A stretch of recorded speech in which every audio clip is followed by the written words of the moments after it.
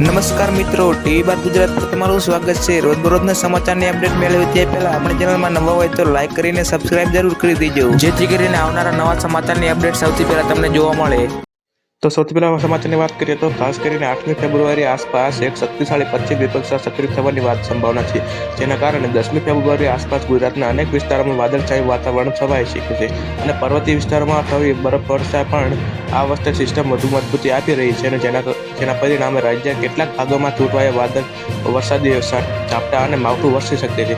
ખેડૂતો માટે ચિંતાજનક સમય છે અને આ કમોસમી વરસાદ ખેતી માટે મુશ્કેલી ઊભી થઈ શકે છે। ઊભા પાકને અને નુકસાન પહોંચવાની પૂરી સંભાવના રહી શકે છે। આ ખાસ કરીને શિયાળુ પાકોમાં ભેજ વધવા, રોગચાળો અને ફેલાવાની ભીત રહે છે અને અંબાલાલ પટેલે ખેડૂતો માટે આગ્રહ કર્યો છે કે તેઓ સમયસર પાક સંરક્ષણ પગલાં ભરે જરૂરી હોય છે અને ત્યારે જંતુનાશક દવા અને યોગ્ય છંટકાવ કરીને નુકસાન ઘટાડવાનો પ્રયાસ કરવાનો અંતે અને જરૂરી બનશે।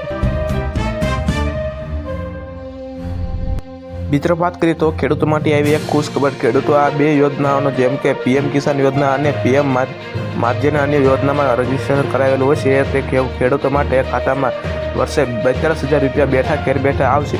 સરકારે પીએમ કિસાન યોજના અંતર્ગત દર વર્ષે 6,000 રૂપિયા ખેડૂતો માટે ખાતામાં નાખે અને આ 6,000ની નાણાકીય સહાય દર 4 મહિને અંત સાથે 2,000 તંત્ર હપ્તા કરવામાં આવેલ છે। ત્યારે કિસાન યોજના લાભાર્થીઓ પીએમ કિસાન માધ્યમની યોજનાને ફોર્મ ભરેલ છે તો તેમને 60 વર્ષની ઉંમર પર પછી દર વર્ષે 36,000 રૂપિયાની મળશે અને આમ બંને યોજનાને થઈને ખેડૂતો બેઠા 42,000 રૂપિયાની સહાય આપવામાં આવે છે। તો બીજી તરફ વાત કરીએ તો આ વસ્તુ પર કોઈ ટેરિફ રહેશે નહીં। ખેડૂતો માટે હિતોને પ્રાથમિકતાઓ આપતા પિયુષ ગોખલેએ જણાવ્યું હતું કે આ કારક અને ભરતી કૃષિ ઉત્પાદનોને કોઈપણ વધારતા અને ફી વિના યુએસએ બજાર પ્રવેશી મંજૂર આપશે નહીં। આનાથી દેશના ખેડૂતોને કોઈ પણ નુકસાન ન થાય।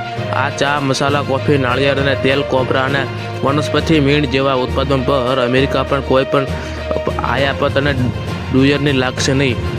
આ ઉપરાંત ઘણા ફળો અને શાકભાજી અને કૃષિ ઉત્પાદનો જે કેળા કરીને કેરી, જામફળ એવડા કોઈ પણ વૈશ, પપૈયા, અનાસ અને સમરૂસ અને મૂળ શાકભાજી, અનાજ જેવા ઘઉં જેવા બેકરી ઉત્પાદનો, કોઈ પણ ઉત્પાદન, તલ, ખાસ કરીને સાઇટ્રસ ફળોના રસ અને પણ કોઈ પણ યુનિટ અને વિના યુએસ બજારમાં પહોંચશે।